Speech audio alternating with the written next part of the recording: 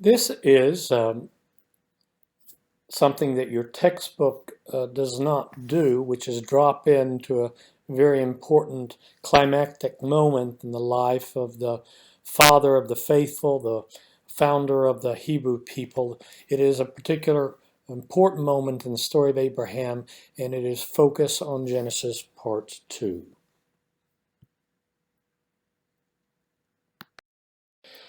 In the Old Testament, there are many names used for God. There is only one God. It says so, it implies it, it declares it in the very first verse of Genesis. In the beginning, God. Now, the name in Hebrew that is used for God is Elohim. That's only one of several names that are used, and many other attributes that are given to God whenever He is mentioned, or He's the character, or He is the main subject. Elohim is one of the names. It is the first name that appears in Genesis for God. There are other names that are used as well, like, for example, El Shaddai, which has the meaning attribute of Almighty, what we in English translate Almighty. There is another name used for God, Adonai, which is normally translated in your Bibles as Lord. The most common, or excuse me, the most known possibly name, Old Testament name from the Hebrew language for God is Yahweh, and that is a pronunciation or transliteration. Normally in English we say Jehovah, but it's four consonants, and then because the name of God is so sacred, then vowels from another name of God are inserted so that you don't dare pronounce the name of God. Jehovah or Yahweh is used often. Well, in this particular moment of Genesis 22, in the story of the life of Abraham, there is a particular name of Yahweh, Yahweh Jireh. Yahweh Jireh.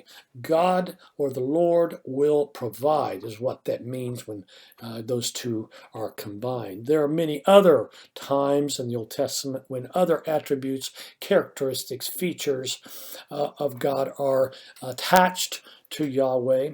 There's the Lord who heals, the Lord our banner, the Lord who sanctifies, the Lord our peace. Then sometimes it's the Lord God, so it's Yahweh or Jehovah Elohim.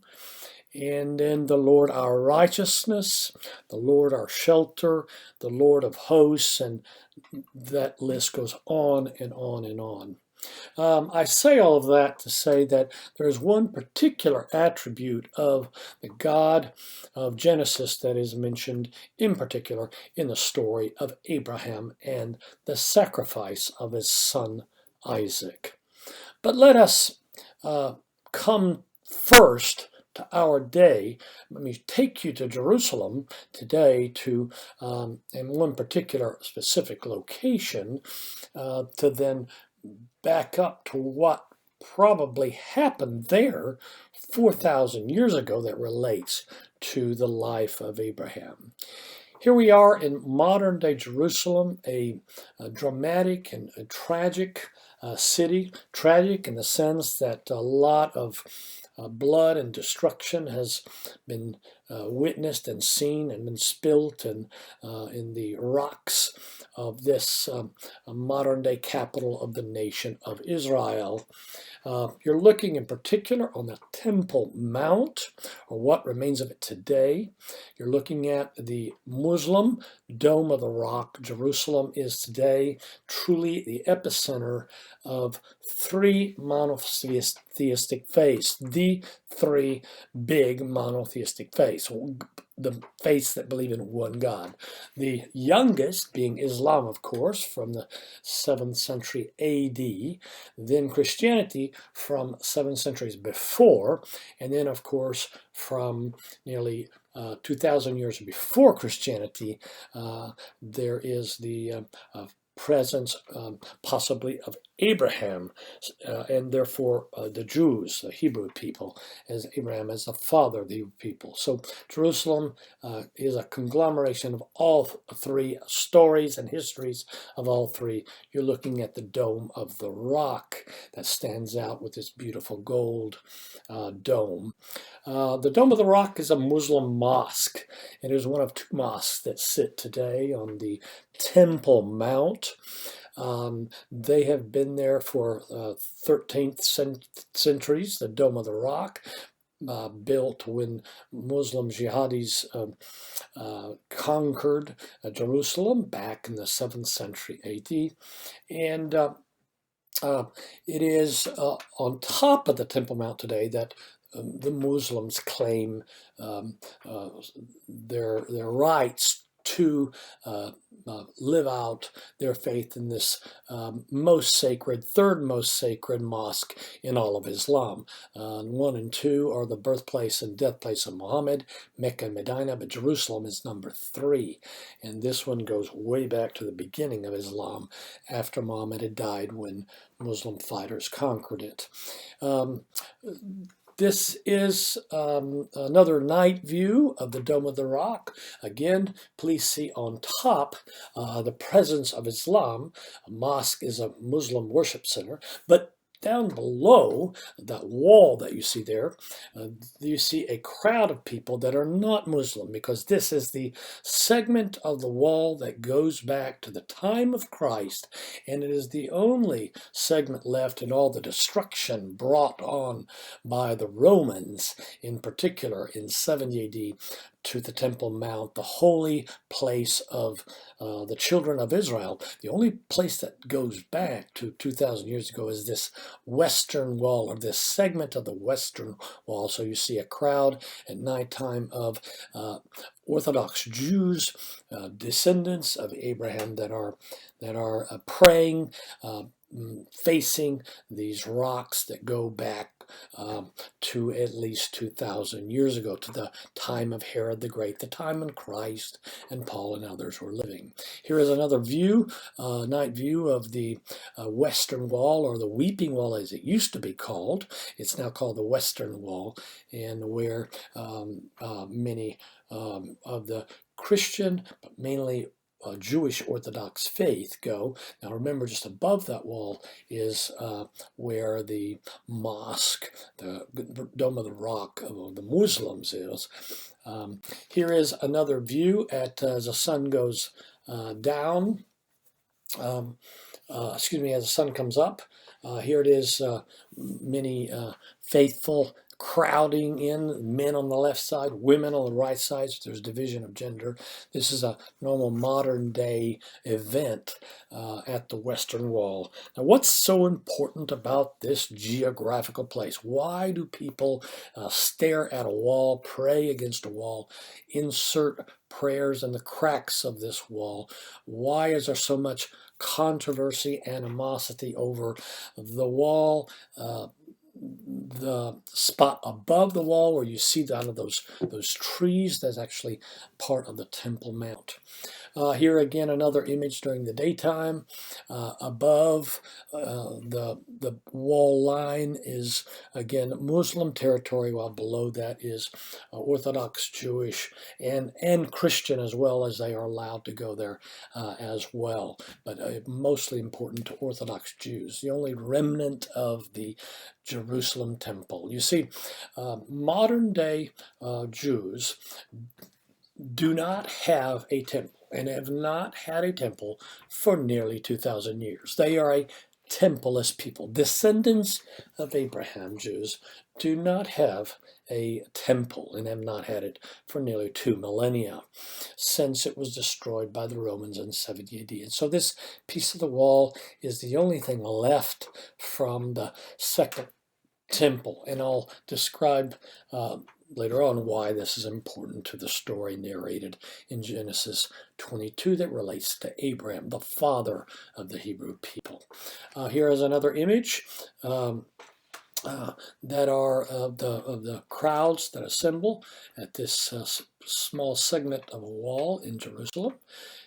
Here again, you see the standing room only with a partial view of men to the left and women to the right, as both are given a chance to face this wall and utter their prayers, and some even to get closer.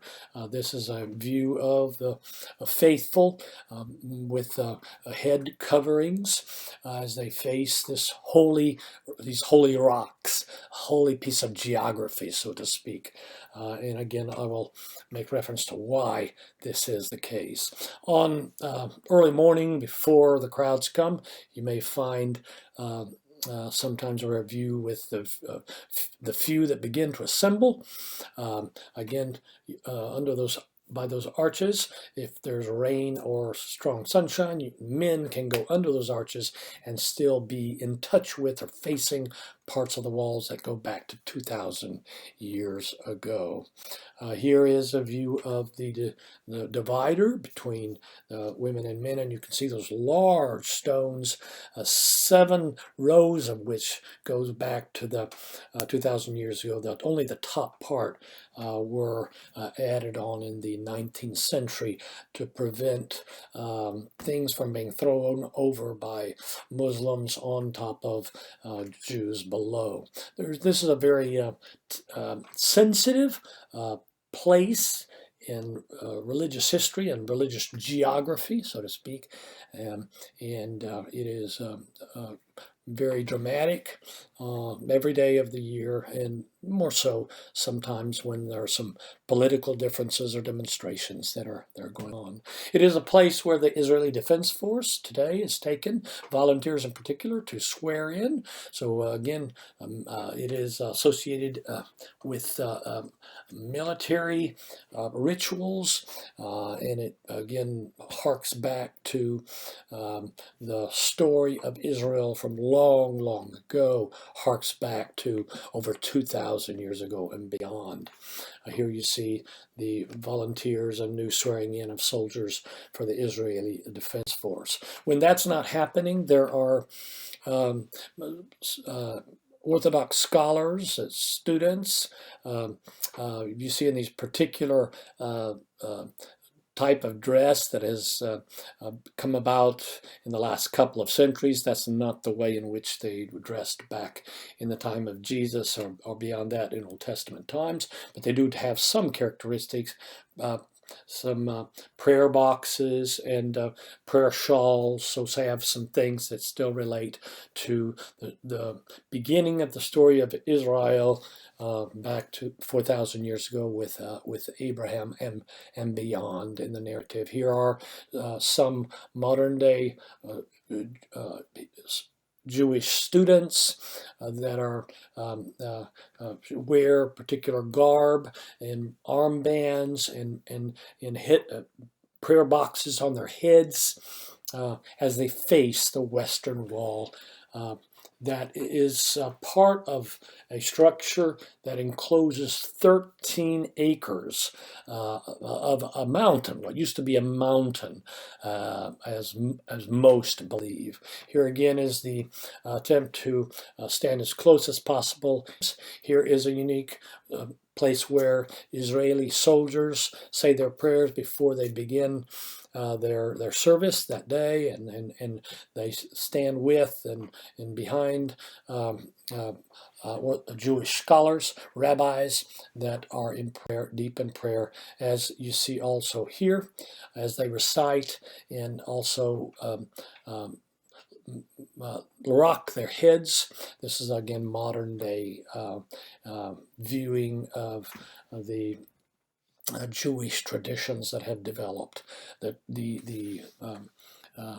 those who are 4,000 years in distance and time from Abraham are practicing certain cultural traditions, facing a wall that encloses, it is believed, a very special place to Abraham and his son Isaac. Here again, a view of a modern day Orthodox Jew that is studying right in the shadow or in the sun of the Western Wall. Here again, a night image of the same, and a passing down of the faith even to small children that are taught the importance of the Mosaic Law and of rabbinic interpretations of rabbis through the centuries.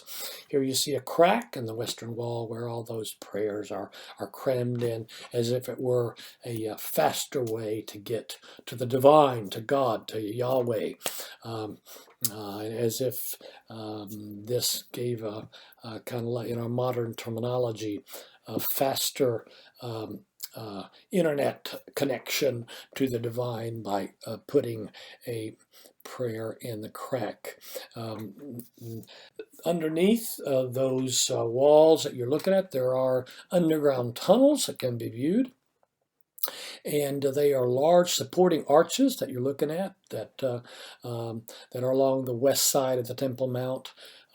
And so there's levels and levels and levels below that ground of the Western Wall, because Jerusalem was destroyed many times through many sieges throughout many centuries through time. Jerusalem is one of the oldest cities in the world, although not the oldest. Damascus, by all accounts, might be the oldest continuously inhabited city in the world.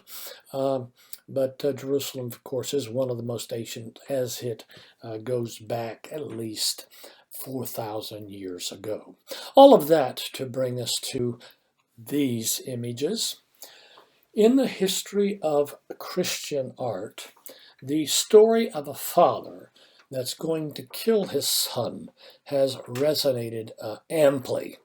It's the story that's narrated in Genesis chapter 22 of Abraham and his son Isaac. What you're looking at on the left is a mural, a very simple painting in the catacombs, in the cemeteries of early Christians in Rome from about the 4th century after Christ. And you see, again, an altar and a father and a son, and you see a donkey and you see a servant. So keep that in mind as it relates to what the narrative that concerns Abraham and Isaac as you read it in Genesis 22. The one to the right, this quatrefoil made of gilded bronze, is done by one of the great artists of the Italian early Renaissance. And it has all crammed in that small space a man standing with his arm and a knife, and he's got it to the neck of his young son, and there are a couple of servants and a donkey down to the left side. We up on a mountain, you see the mountain in the left top corner, and then you see an angel flying in to stop what is going to happen if God had not put a stop to it by commissioning an angel. Well, it's the story of the sacrifice of Isaac, as told, as that would have been, should have been, as told in Genesis 22. Now, the connection with the images that I showed you in the Jerusalem today, the Temple Mount, are the following. It is clear in the narrative of Genesis 22 that Abraham is sent away from the city where he's at in southern Judea of Beersheba on a 3-day journey to a mountain, Mount Moriah. And most scholars believe that Mount Moriah is the place that later on, about 1,000 years later, will be the place where King Solomon will build the first permanent temple of God. So if we place Abraham in this story around 2000 before Christ, then around a little past the year 1000 in the 960s or something like that before Christ, is when Solomon, commissioned by God, given permission by God, builds a permanent house of God, the temple on the Temple Mount, on Mount Moriah. So in this in this geographical reconstruction of what Jerusalem looked like back in about 950 BC. You see it looked like kind of like a long ship, and up at the top is where the Holy of Holies, the temple, and you'll see the word Mount Moriah. The belief is that the temple built by Solomon 1,000 years later is on the same spot where Abraham was to sacrifice Isaac on Mount Moriah. And that's why the strong connection, the importance of this narrative in highlighting this geographical place that is still so important to Orthodox Jews today. And of course to Muslims as well, and to Christians, because the life of Christ plays out of the temple that was still existing at the time when Christ lived. Well, here again is the 13 acres. You see the Dome of the Rock and the Temple Mount and 13 acres. And please, again, if you were to take all that massive construction done over the centuries away, then you would strip that away, then you would find a mountain, Mount Moriah, the one on which Abraham took his son to offer him as a sacrifice. There are, of course, some possibilities that this is not the place, so there is a question mark. It's not 100% sure, especially because there are many other traditions. Watch out, traditions. Tradition does not mean have any certainty whatsoever. Traditions suggest that the first man, Adam, his son Cain, his son Abel, and even Noah later on, all offered sacrifices to God on this mountain. That is not something that can be verified at all. However, your instructor believes with many others that it is very likely that the story that you read about in Genesis 22 of Abraham going to a mountain to sacrifice his son happened in Mount Moriah. It is also true that a few chapters before, Abraham met an important Old Testament priest, king, and prophet. His name is Melchizedek.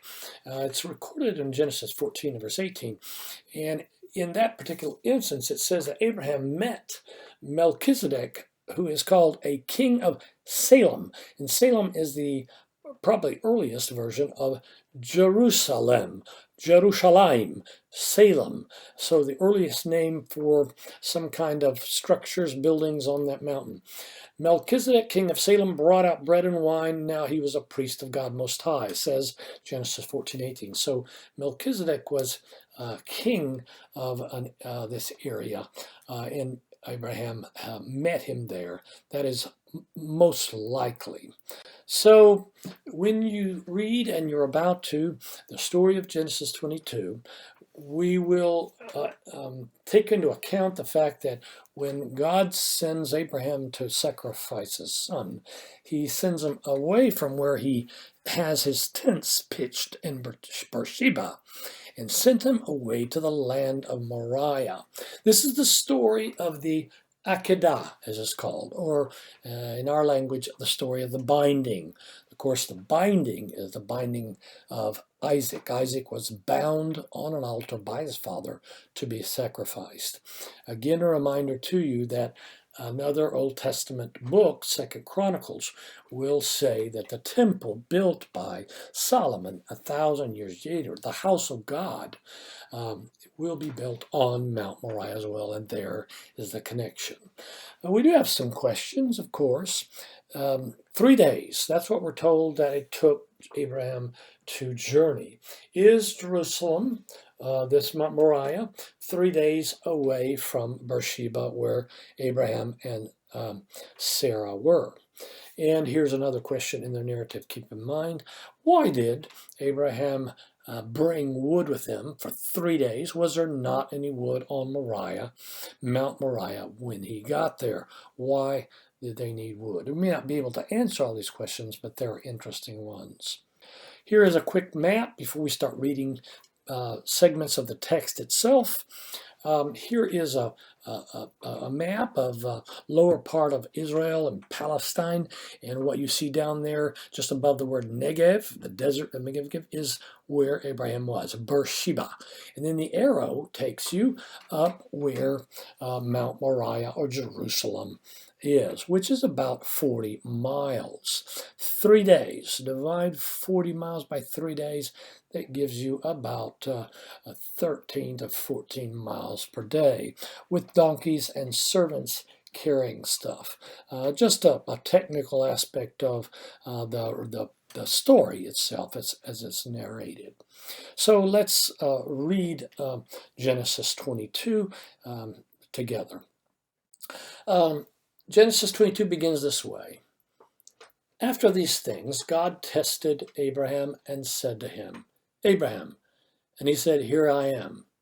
He said, Take your son, your only son, Isaac, whom you love, go to the land of Moriah and offer him there as a burnt offering on one of the mountains of which I shall tell you.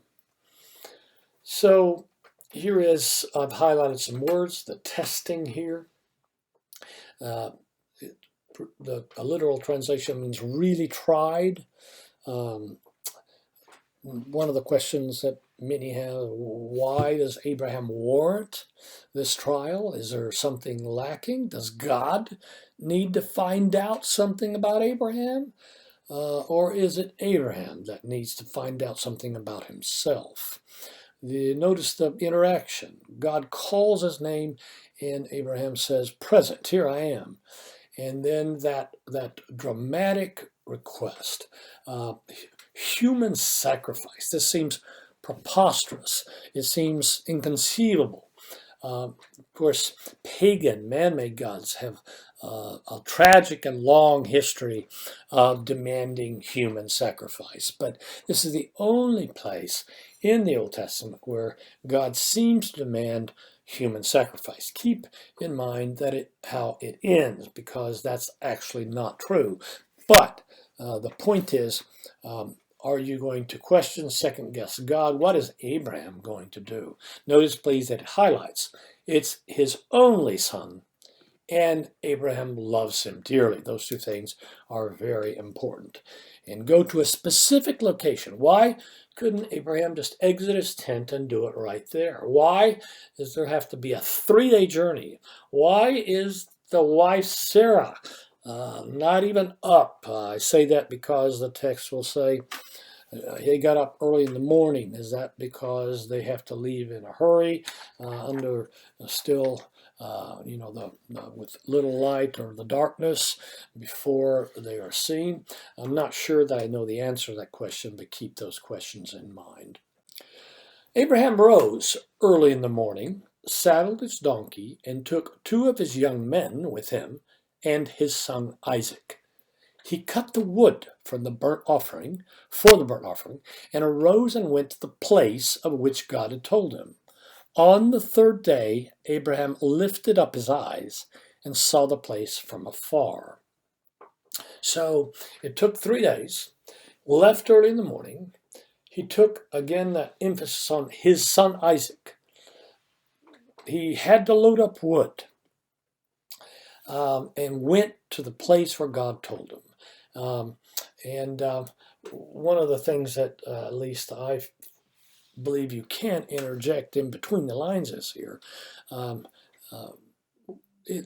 What would a father do if he had 3 days to think about this inconceivable, preposterous order of God to kill his only son or sacrifice his only son, a son that he has waited for all of his life and finally saw come to be when he was already 100 years old. That's when finally he had his son, when he was an old man. All good questions that are just part of the fabulous narrative of this account. Abraham said to the young men when they got to the feet of the mountain, Mount Moriah, stay here with the donkey. So you're not This is going to be a private thing. I and the boy will go over there and worship and come up again to you. And Abraham took the wood of the burnt offering and laid it on Isaac his son. And he took in his hand the fire and the knife, so they went both of them together. The emphasis on the boy, he leaves the servants back. Only it's going to be a private thing with him and his son. How old would we conceive the son to be? He's still a boy here, so by all accounts, most believe he's still around the age of 12. Of course, the tradition of passing from childhood to adulthood somewhere around the age of 13, still to this day, Orthodox Jews have a special ceremony for males called the bar mitzvah, and that ushers them in. Bar mitzvah means son of commandment. Basically, when they're 13, they become responsible on their own for the Mosaic law. Well, it's still a boy, so he's still evidently before that, so maybe 12 years old. But he's going to be carrying wood up the mountain, so he can't be a little child. So he has to be somewhat strong and maybe even strapping, the best that we can tell. But he will carry the wood up the mountain, and he completely trusts his father. But as they are about to climb the mountain, one question does arise. So he took the wood of the burnt offering, laid it on Isaac his son. See that Isaac carries the wood. Abraham has the fire in his hand, and then the knife with which to kill the offering before it is burnt on the altar in honor of God. The intelligent son in the walk up the mountain with the wood says, "My father," which kind of echoes not only how God calls Abraham, and Abraham answers, "Here I am." Here it's Isaac calling his father, and the father saying, "Abraham, here I am," again. But it also is an echo or a prefiguring of the cry from the cross that Jesus will utter to his Father, my God, my God." And of course, you remember the rest of that, one of the 7 sayings of Jesus on the cross, "Why have you forsaken me?" Here, my Father kind of echoes that cry, Elohim, Elohim, in the Hebrew language. He said, "Behold the fire and the wood, but where is the lamb for a burnt offering?" It's a smart, intelligent, obvious question. And then there's that answer. Abraham said, and here it is, Yahweh Jireh. In the Hebrew, God will provide. He's the God who provides. God will provide for himself the lamb for a burnt offering, my son. They went both of them together. God will provide. That's exactly what the whole story is about. Keep that in mind as the story comes to a conclusion. When they came to the place of which God had told him, Abraham built the altar there, laid the wood in order, and then here comes the binding. He bound Isaac his son, laid him on the altar, on top of the wood. And you can only imagine the eyes, the expression, the look, the silence of Isaac as his father ties him up and then puts him on the wood. Surely a father would not do this to a son. Surely a father would not do this to a son he loves, and you could continue with that. Then Abraham reached out his hand, took the knife to slaughter his son. He's had 3 days, every step of the way, from Beersheba all the way to Mount Moriah, to think about this. And yet, there's a determination, a faith. I don't understand. I cannot conceive of this. This is inconceivable, and yet I trust God. It is in that moment that Abraham, of course, discovers how God provides. God will provide. God never intended Isaac to be offered. This was a test. The angel of the Lord called to him from heaven and said, "Abraham, Abraham." And he said, "Here I am." And he said, "Do not lay your hand on the boy or do anything to him. For now I know that you fear God, seeing you have not withheld your son, your only son, from me." Here a quick reference. It is not really God that needs to find out if Abraham will actually follow through to the end, but it is Abraham who needs to know that he will follow through and trust God even when he cannot understand, cannot conceive of it. Notice again that your son, your only son. That's a clear prefiguring of what will happen 20 centuries later, when God will offer his son, his only son, and that sacrifice will have to take place and will take place, while this one will not. It is a prefiguring, a very important narrative in Genesis 22. Abraham then lifted up his eyes, and this is how God provides. Yahweh Jireh, God will provide, and looked, and behold, behind him was a ram caught in a thicket by his horns. And Abraham went, took the ram, offered it up as a burnt offering instead of his son. So Abraham called the name of that place, "The Lord will provide," Yahweh Jireh. As it is said to this day, "On the mount of the Lord it shall be provided." What a absolutely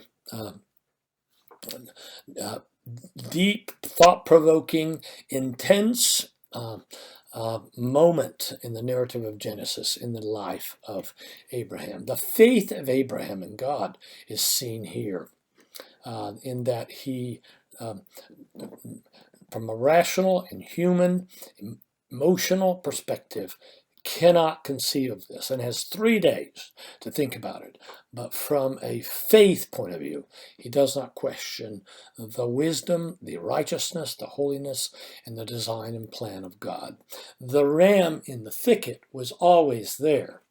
It's just that Abraham was to see it only at the right moment. A few things that I might point out about lessons from the story in this intense day in the life of Abraham. First of all, God keeps his promises. This is something that the patriarch Abraham discovers if he needed to. Secondly, you shouldn't second guess God, and we shouldn't try to place the second guess in the sense of saying, why did Abraham need to be tested? Hadn't Abraham endured enough? He had left the city of Ur. He had traveled thousands of miles. He was living in a tent instead of the beautiful city of Ur. Why does this need to happen? Again, that is not something that Abraham seems to be concerned with. And a third point is that God expects the best that we can give, the most that we can give. And sometimes we find this out in critical moments of crises, or so we think. And here's a fourth important point, is that whatever is given to God will not be lost. God has a plan for every event that happens in our life. The obvious thing, the prefiguring that I've been pointing out of the story of Abraham and Isaac and the ram in the thicket, the obvious is the story prefigures the greatest story ever told, the biggest overarching story of the Bible as a whole. And of course, you may remember where these words come from, John 13, "For God so loved the world that he gave his only son, that whoever believes in him should not perish but have eternal life." So again, 2,000 years before God does sacrifice his only son for a lost world, Abraham is called to come to the edge of doing that in his particular case with his son Isaac. The aftermath of that narrative, or the conclusion, is the following. It's kind of like a sequel. The angel of the Lord called to Abraham a second time from heaven and said, "By myself I have sworn, declares the Lord, because you have done this, and have not withheld your son, your only son, I will surely bless you, and I will surely multiply your offspring. Your offspring shall possess the gate of his enemies, and in your offspring shall all the nations of the earth be blessed, because you have obeyed my voice. Here again, the blessing if you obey God, even when you don't understand fully. Blessing, God promises, God keeps his promise, and he maintains them, and he reminds Abraham of the blessing that first pops up in Genesis 12, and it pops up again and again, chapter 15, chapter 17, and in the conclusion of the story of Abraham and Isaac. This has been a focus on Genesis number 2.